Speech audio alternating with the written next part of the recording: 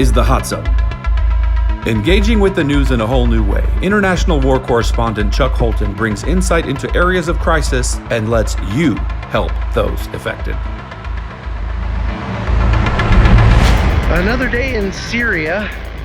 We are actually staying now kind of south of the town called Holton, and we're staying in a two-story concrete house that was sort of donated to us by a Christian militia group, which has its base near here. And we've been given this house, but I've been learning something about the history of the place that's pretty chilling. As it turns out, that the house was an ISIS prison. And ISIS took over this area in 2014, and actually I think you can see the house back there behind me. And they kept prisoners there. You can see evidence of how they secured the prisoners by attaching them to like metal loops that were in the concrete ceiling with chains, and I'm told that they were tortured terribly. This house here, I guess, was the actual torture house, the torture facility that they used, and I just wanted to take you in there and show you real quick what that looked like. Now that MFS that you see on the wall there is actually the initials of the Christian militia that now controls this area. But you can see here where they had concreted in this door. They put a steel door on, and there's the steel door. And then the cells had steel doors also with no glass in them. So that was solitary confinement. They had bricked up these windows, so they were closed. There was no light allowed in here. It was completely dark. Here's another steel door you can see, solid steel door. So they had no light, but you can see where the prisoners had marked off their time here, the number of days spent in this prison. And I don't know what the rest of this graffiti says here, but there's some more check marks for days. There's a loop right up there in the ceiling, a metal loop where they would hook the chains and chain the prisoners in here. But it was worse than that even. It wasn't just that they used this building to torture their prisoners, but if we walk around the back of the building here, you can see, look at this. Right along this back wall, there are a couple places where there's a bunch of bullet holes right here in the wall. And if I stand right here, you can see about the height of those bullet holes. And that's right, they were executing people right here where I'm standing against this wall. Here's some more over here. You can see how they bricked up the windows so that no light could get in. It was an absolute place of torture and misery. Now, once ISIS was driven out of this area, the SDF, the Kurds, took it over and then used the prison back over there as a prison for ISIS prisoners. And so turnabout's fair play, I guess. I don't think there were any executions going on of ISIS guys here that I know of, but not that they didn't deserve it. So we're making use of this building now. We've got a volleyball court up here, and it's actually fairly nice. So we have a couple of, our own bedrooms, the space to spread out. We got a kitchen, we got a couple bathrooms, so that's pretty cool. Anyway, There will be more coming. Stay tuned.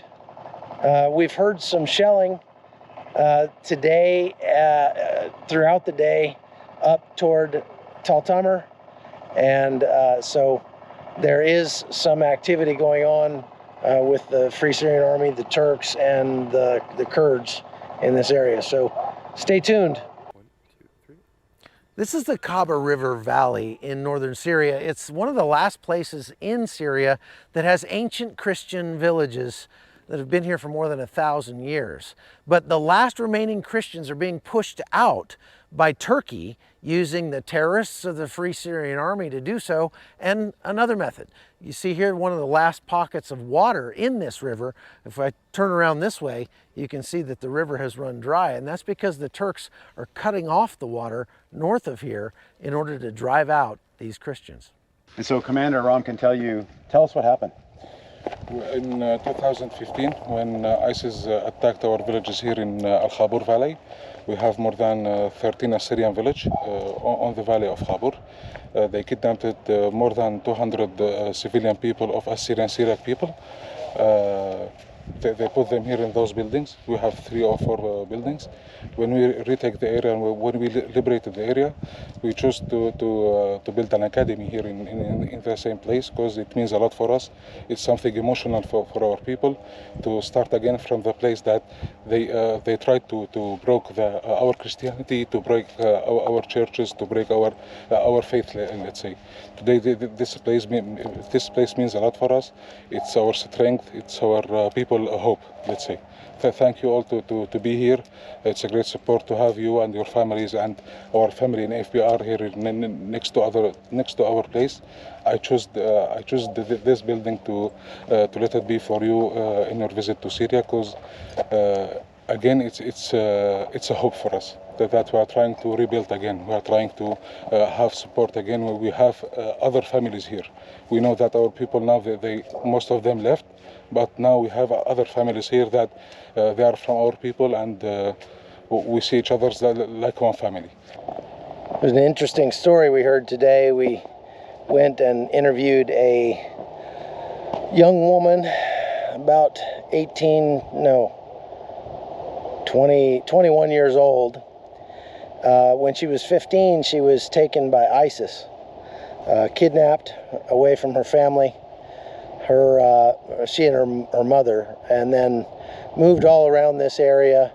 At one point, she was, she said, dishonored by the ISIS fighters, and then ended up in the home of a sheikh, a very wealthy, powerful Arab man in one of the towns near here. And he kind of acted like he was just, oh no, I'll just take care of you, no problem. You'll be fine here, you'll be well cared for. But then it became pretty clear that he was wanting to make her basically a concubine. He apparently had other Yazidi slaves that he used for sex and that sort of thing, as well as 2 wives. So this guy was a real piece of work, and eventually got his comeuppance when NATO-backed forces attacked that town, the town where they were, and the sheikh got whacked and was killed, and then she was set free and went back to her family. Kind of a happy ending, although she endured some trauma for sure, but an amazing story nonetheless. She's now married. She has 2 children, and she didn't want us to film her telling her story. She's still very afraid of ISIS, even though you don't hear much about ISIS anymore, but it is a definite problem in this area still. Like I had said yesterday, there's still a bunch of ISIS in the Al-Hol camp, but they're also conducting sort of insurgent type attacks around this area as well, and growing in their influence little by little as they try to consolidate and reconstitute as a top-down led terrorist organization. Right now they're still kind of distributed. There are regional or area leaders but for the most part, they don't have any centralized command and control. So the U.S. could keep a lid on this without too much trouble, without having to add a whole bunch of troops here. We've already got about 600 troops here in Syria, but whether or not the current administration will do that sort of remains to be seen. Anyway, sad story with a happy ending. For today's podcast, thanks for watching. I'm Chuck Holton. The Hot Zone is produced by Amy Holton and Livefire Media. Copyright 2021.